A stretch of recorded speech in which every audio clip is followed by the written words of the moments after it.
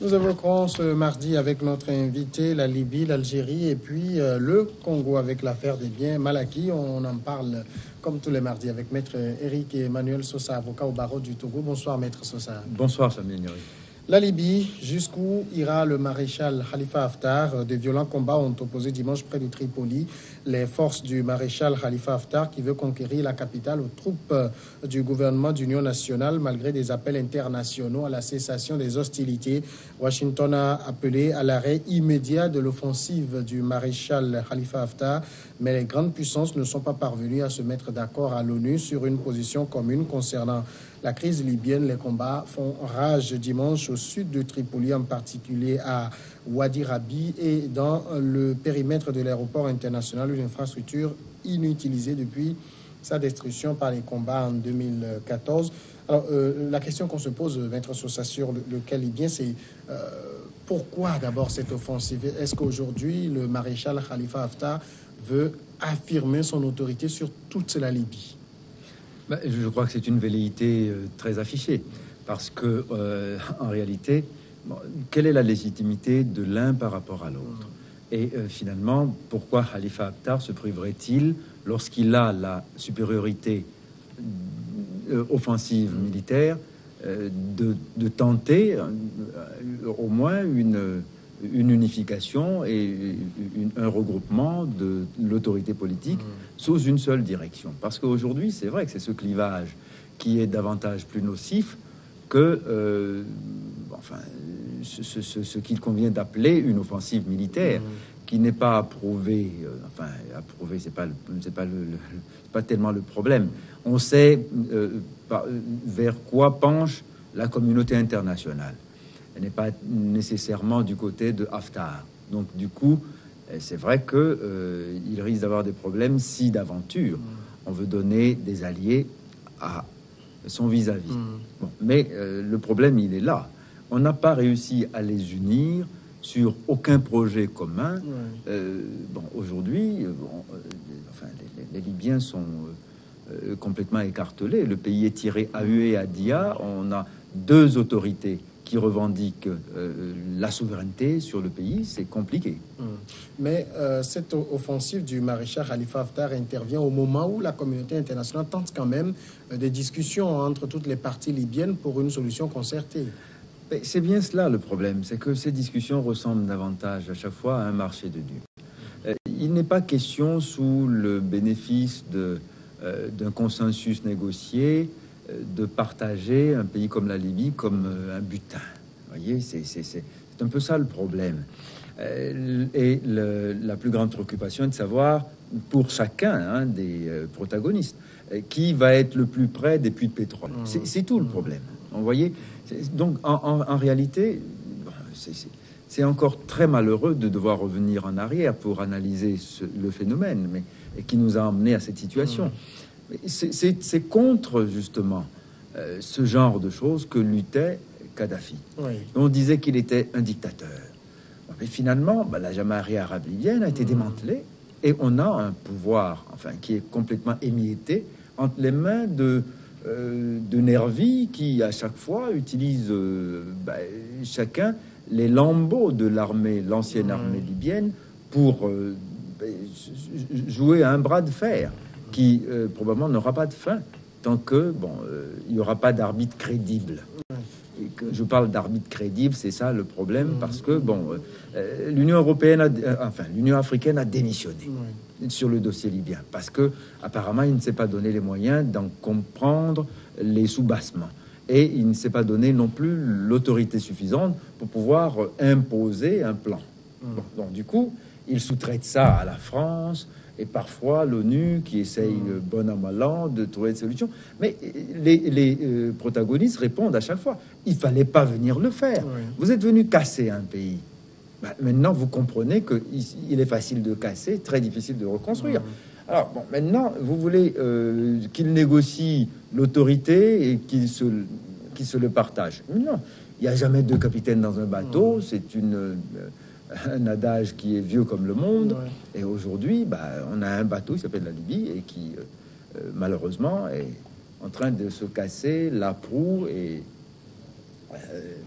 la poupe se dispute de tous côtés. Mais ce qui est quand même malheureux dans le cas libyen, c'est que d'autres, enfin ce qu'on peut appeler la communauté internationale, se carcasse pour les amener à s'asseoir et apparemment eux-mêmes ne semblent pas trop intéressés par cette solution. Non, parce qu'ils n'ont rien ils ont deux conceptions totalement différentes, diamétralement opposées du type de modèle de société qu'il faut protéger et qu'il faut proposer. Et en plus, ils n'ont pas la même conception de l'autorité. Donc, les deux ne sont pas non plus des démocrates très affirmés. Hein. Quand on voit leur pédigré, Haftar a été parmi les officiers qui ont permis à Kadhafi de prendre le pouvoir en renversant le roi Idriss. Et puis, il a été pendant longtemps un des sicaires de Kadhafi. Alors, il faut quand même voir que c'est en gros le même profil quand même. Hein. Donc ça pose un problème par rapport à l'alternance réelle et au changement qu'on veut. Parce que le chaos est une forme de changement. Et en Libye, on a le changement par le chaos. Maintenant, il faut redresser un pays. Il faut reconstruire une unité nationale. C'est bien là que se trouve le problème. Donc s'asseoir pour discuter de quoi?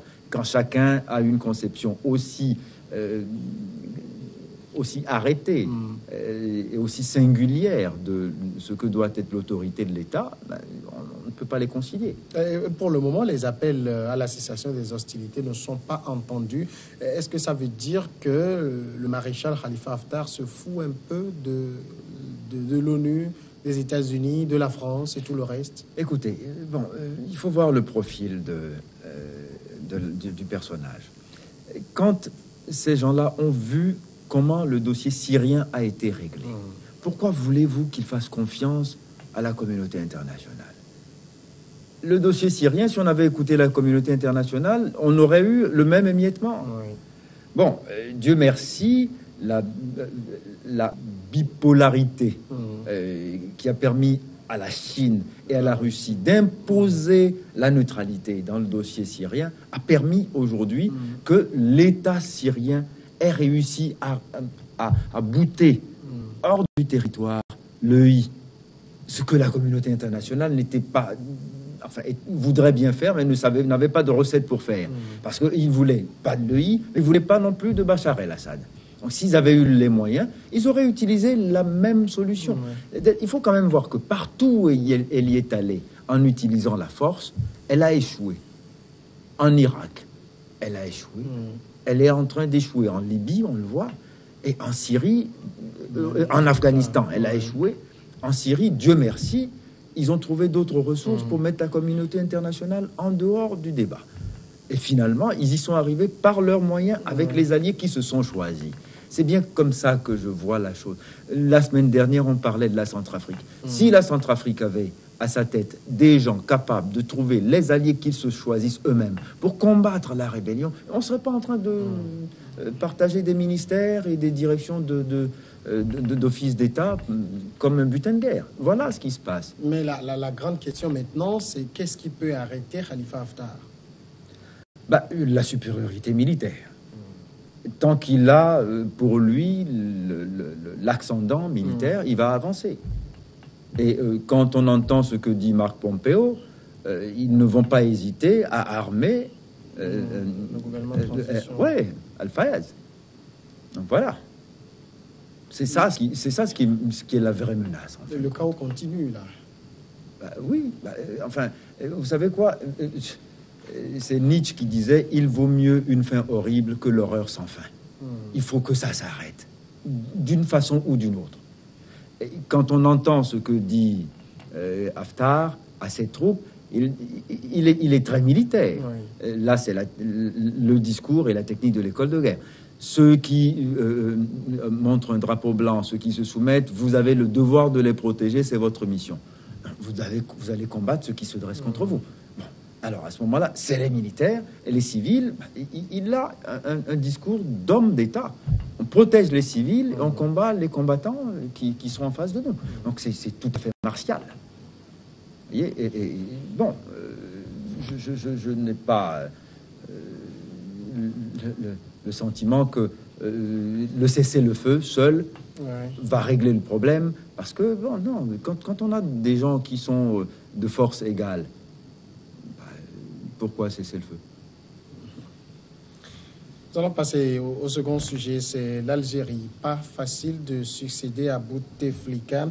En tout cas, ce mardi, Abdelkader Ben Salah a été nommé par le Parlement au poste de président par intérim, une semaine après la démission forcée d'Abdelaziz Bouteflika en dépit du rejet par la rue de ce pur produit du régime algérien. Les Algériens donc qui continuent de manifester en masse pour réclamer le départ du système, avec clairement affiché leur refus de voir le président du Conseil de la Nation, la chambre haute du Parlement, âgé de 77 ans, prendre l'intérim. Mardi, des milliers d'étudiants ont crié « Dégage Ben Salah » et « Système dégage » devant la grande poste dans le centre d'Alger. Mais Maître Sosa, malgré tout, Ben Salah, c'est la solution constitutionnelle. Oui, nous sommes tout à fait d'accord. Bon, maintenant, c'est vrai que la rue réclame des choses. Est-ce que dans le contexte actuel, il faut nécessairement donner satisfaction à la rue? C'est la grande question qui se pose. Parce que, si vous voulez, à un moment donné, il faut faire preuve de pédagogie. Le problème algérien, c'est qu'il n'y a pas, dans la contestation telle qu'elle est... telle qu'elle s'exprime, il n'y a pas de métronome. C'est-à-dire, il n'y a personne qui orchestre, il n'y a personne qui aide à peu près à trouver une direction. Et donc, du coup, l'engouement et la demande populaire, parce qu'elle n'est que populaire, devient le dictat. Bon, je veux bien que la démocratie soit le gouvernement du peuple par le peuple et pour le peuple.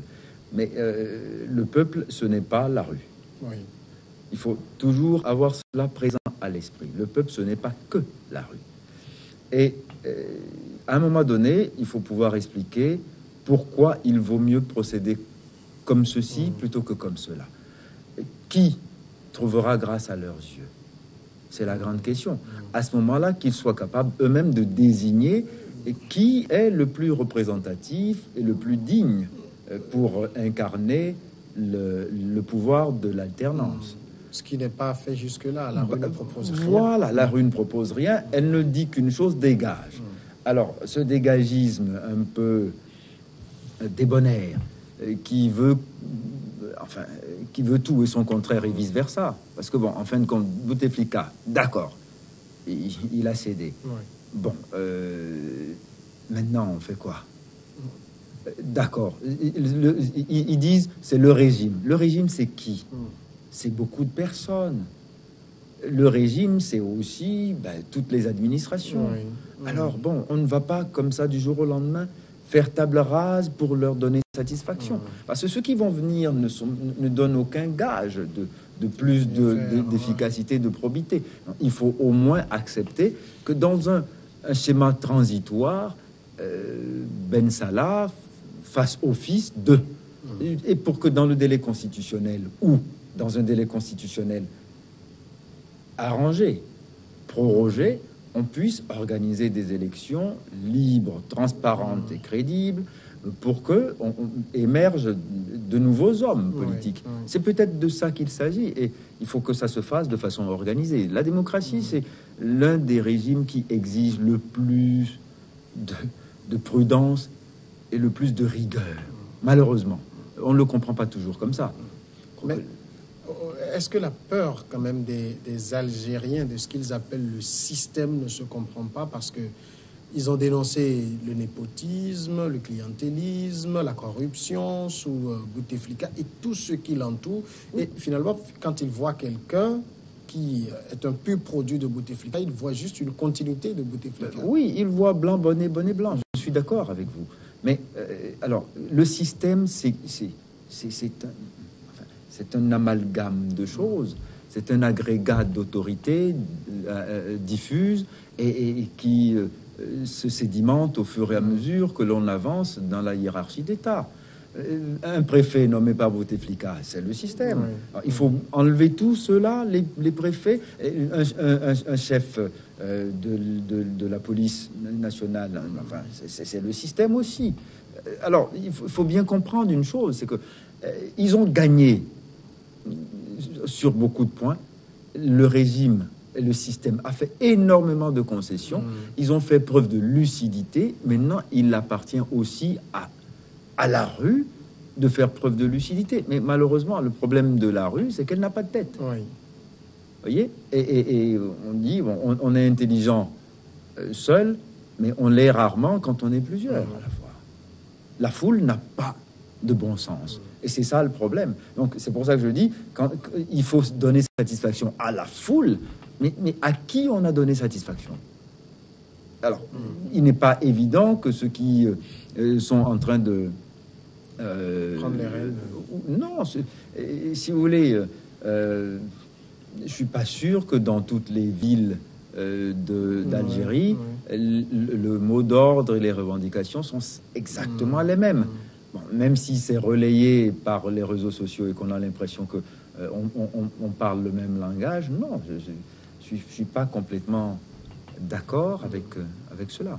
Alors, pour Ben Salah, Abdelkader Ben Salah, qui prend aujourd'hui l'intérim, ça va être 90 jours, pas du tout facile. Mais il n'est jamais facile de faire le tampon entre deux régimes, et parce que c'est une transition constitutionnelle, certes, mais c'est une transition quand même, et il faut permettre à ce que, avec les instruments légaux et constitutionnels, la transition soit réussie. Ils ont les moyens de contrôler au moins le scrutin. Maintenant, quand on m'explique que c'est l'opposition qui n'est pas prête, je veux bien le comprendre, mais à ce moment-là, il faut qu'on trouve un aggiornamento pour que l'opposition et le pouvoir négocient un prolongement de la transition pour permettre à l'opposition qui n'était pas prête de s'apprêter suffisamment. Mais bon, aujourd'hui, il y a quelques figures d'opposition qui donnent l'impression de pouvoir rafler la mise. Mais il n'est pas dit qu'ils donneront pleine satisfaction à la rue qui aujourd'hui est en train de décrier Bouteflika et les siens, parce que c'est toujours comme ça. Vous voyez, on a vu dans beaucoup de pays, c'est une grande déception qui a suivi après. Oui. Bien sûr, on vient vomir ce qu'on a chéri la veille. Bon, c'est toujours comme ça. C'est la raison pour laquelle je dis, le peuple est très versatile. Il faut toujours l'écouter d'une oreille attentive, mais d'un œil vigilant. Toujours. Parce que sinon, on sombre dans la démagogie. À tout céder à chaque fois, on sombre vite dans la démagogie. Mais pour l'heure, Ben Salah a pris donc l'intérim, mais il a intérêt à bien se tenir. Mais il se tient très bien. Parce que pour l'instant, ceux qui le soutiennent sont ceux qui ont depuis longtemps tenu l'Algérie, c'est-à-dire l'armée. Bon, à un moment donné, vous voyez, depuis 1 mois et demi, il n'y a jamais eu de véritable confrontation, mais depuis ce matin, les gaz lacrymogènes et les canons à eau ont commencé à sortir.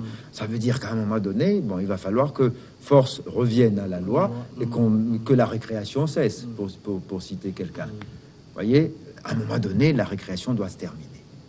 Parce que, bon, ça va.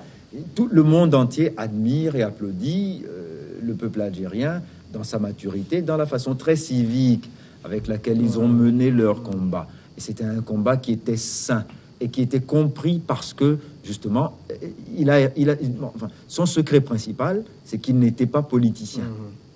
Bon, maintenant, il faut l'organiser. Comment on fait? Voilà. S'il y avait au moins un porte-parole, avec des figures qui eux-mêmes ont une légitimité, ou qui sont légitimés par la rue, au moins dans un format de discussion, quoi, qu'on ait un interlocuteur. Ça serait bien. Là, l'interlocuteur du régime, c'est tout le monde dans la rue. Comment on va discuter? Et comment on donne satisfaction? Voilà. Toute la question est là-bas. Troisième et dernier sujet, c'est l'affaire des biens mal acquis du clan Nguesso, le Congo qui échoue à se porter partie civile. Le juge français qui enquête sur l'origine du patrimoine fastueux de plusieurs proches du président congolais Denis Sassou Nguesso a rejeté la demande de la République du Congo d'être admise au dossier du côté des parties civiles. L'État congolais a fait appel de cette décision rendue en février par le juge d'instruction chargé de l'enquête dite des biens mal acquis, dans laquelle sont mises en examen la fille, le gendre et le neveu du président congolais soupçonnés de blanchiment, de détournement de fonds publics. Cet échec à se porter partie civile, M. Sosa, qu'est-ce que ça peut bien signifier? Il y a une cohérence. Parce que, vous voyez, c'est un peu comme si l'auteur de l'infraction se plaint en même temps de l'infraction qu'il commet.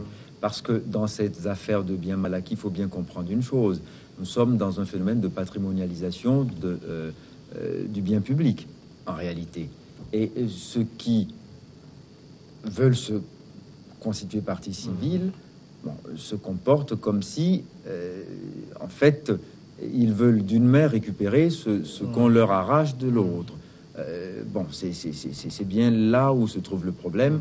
Il est vrai que la République du Congo ne peut pas se réduire à la famille d'Ngeso, mais il n'est pas moins vrai que la famille Ngeso détient tous les leviers des pouvoirs publics et que, s'il se constitue partie civile, à qui paiera-t-on les réparations potentielles? Qui va les recevoir? C'est là le problème. Alors vous imaginez, si on trouve les coupables et qu'on les condamne à réparation, ils vont verser ces réparations au même prédateur. Non, c'est le serpent qui se mord la queue. Ça n'a pas de logique. C'est la raison pour laquelle, oui, c'est vrai que cette constitution de partie civile n'est pas, de mon point de vue, tout à fait recevable.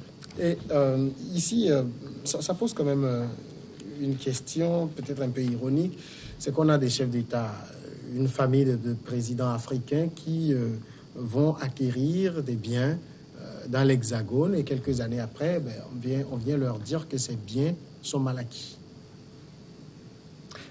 Oui, vous savez, c'est une conception qui est toute nouvelle. C'est vrai que c'est dans l'évolution des relations publiques, d'accord, que cette notion a émergé.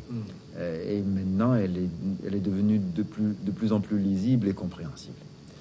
Et pourquoi on dit cela? Parce que on s'est rendu compte que, maintenant, attention quand je dis ça, bien mal acquis, quand ils sont acquis dans l'intérêt de ceux à qui il doit profiter exclusivement, oui, on le comprend. C'est-à-dire, voyez l'exemple du Qatar.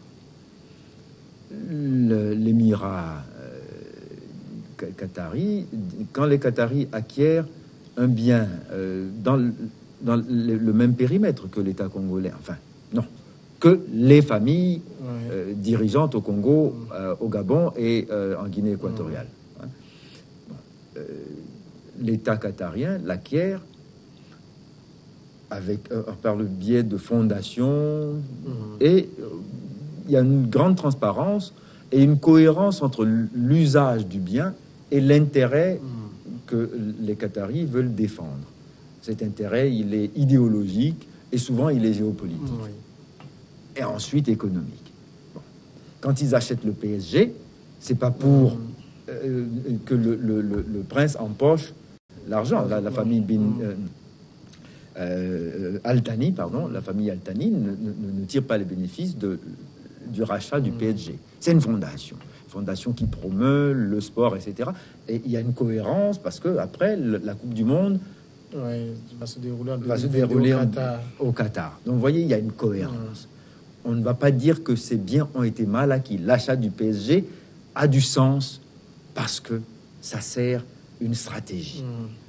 Dans le cas des voitures luxueuses et des villas avec piscine privée, où se trouve l'intérêt de l'État congolais? Ça sert quelle visée stratégique ou diplomatique? Vous voyez, là, si vous voulez, c'est l'accaparement, je veux dire, la patrimonialisation des deniers publics. C'est la raison pour laquelle on dit que c'est mal acquis. Et on vous demande de justifier ce train de vie-là qui permet d'acquérir ces biens en rapport avec vos revenus propres. Quand vous déclarez avoir un revenu de 7 000 € par mois et que vous êtes propriétaire en France, même pas chez vous, dans un pays étranger, d'un bien qui vaut 7 millions ou 70 millions d'euros, on est bien en droit de se demander si c'est en concordance véritable avec les revenus dont vous pouvez disposer par le produit de votre travail. C'est la raison pour laquelle ces biens-là posent question. Mais in fine, la grande question aussi qu'on se pose, c'est de savoir si, après ce procès, on s'imagine que ces personnes vont être dépossédées de ces biens. Est-ce que ça c'est va des être... personnes. Oui. Oui. Est-ce que ça va être retourné à l'État congolais et comment? Oui, alors justement, il y a un travail qui est fait là-dessus. Actuellement, le Parlement français est en train de discuter d'un projet de loi pour organiser la restitution du produit de la réalisation de ces biens. Bon, c'est vrai que c'est complexe, mais il faut y travailler et il faut que les États... Parce que vous imaginez bien, si demain un opposant des Nguesso, Sassou Nguesso, prend le pouvoir, il y aura moins de problèmes parce que on sait qu'en retournant l'argent à l'État congolais, c'est pas entre les mains de ceux qui, pendant 35 ans, ont été au pouvoir et qui ont permis à ces biens-là de se constituer au détriment de l'intérêt public. Voilà le problème. Maître Sosa, merci d'être passé. Si, je vous en prie. On va marquer la pause et après, le journal, c'est Regards croisés.